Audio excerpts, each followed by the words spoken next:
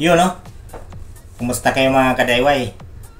So may nagtatanong sa atin na ano daw ang sukat itong ginagawa natin na speaker box na dalawang speaker at isang GD100 na mini amp. So ito siya, si Ili Vanor.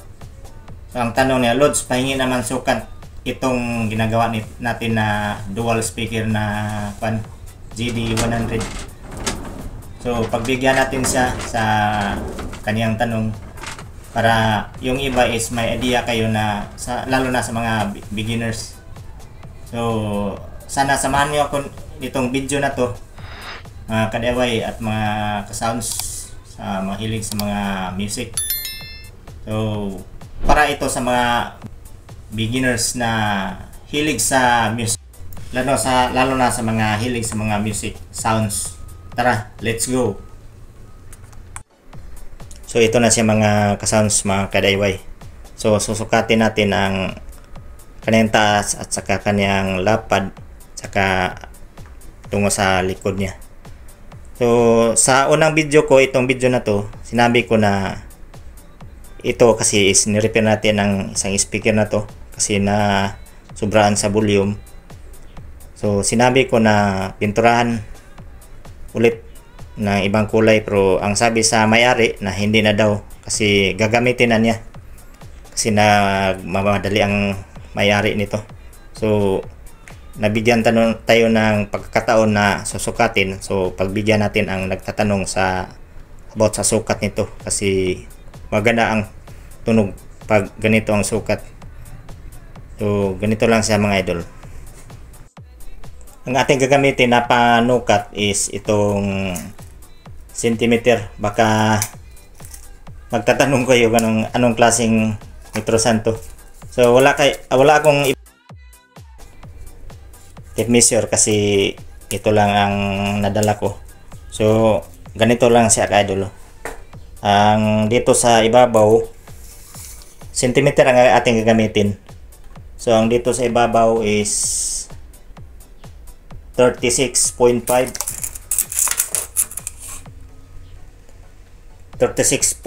cm. So ang kanyang dito sa likod at saka dito is 36.5. So ang kanyang height niya is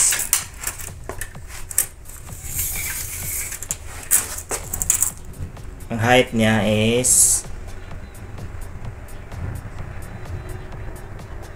89 cm. 89 cm. So ang kanyang dito sa gilid is ganito lang ang kanyang design, no? So nag-inyos lang, depende sa ang kanyang dito sa gilid is ganito lang ang kanyang design. So depende lang sa inyo kung ano ang gusto niyo yung design. So, pero ito is naka mga 1 inch to 1 inch to naka-inyos yung 1 inch. So ang dito is nasa 33.5.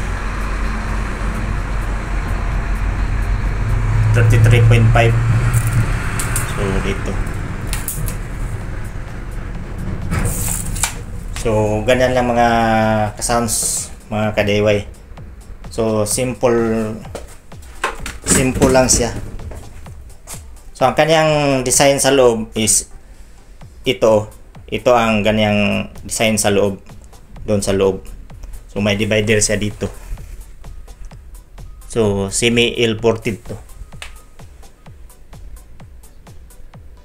L-ported na dual D10 na speaker na yan, GD100. Paiso dalawa, naka-parallel ang woofer natin at ang tweeter natin is naka-series. So yun lang mga ka-sounds. So dito may LED natin ilagay. So nakita niyo sa video natin, mga sound test natin. So maganda siya sa kantahan, saka basta maganda talaga. So yun lang mga idol. So sana naintindihan nyo ang pagsukat ko. Simple lang siya. So nakapintura lang siya, hindi na siya nakalider. So yun lang. So thank you sa mga nanonood at sa mga hindi nag-skip ng ads. So malaking tulong na rin sa akin yan. Sa mga hindi pa nakasubscribe, please subscribe and pakit sa notification bell para ma-update kayo sa mga bago nating video. So sorry sa mga subscriber natin na medyo madalang tayo na mag-upload kasi busy tayo sa ating mga ginagawa. So may trabaho kasi ako. So pasensya na kayo mga idol. Sana hindi kayo bibitiw sa channel na to. So thank you po. Shout out sa inyong lahat. God bless all.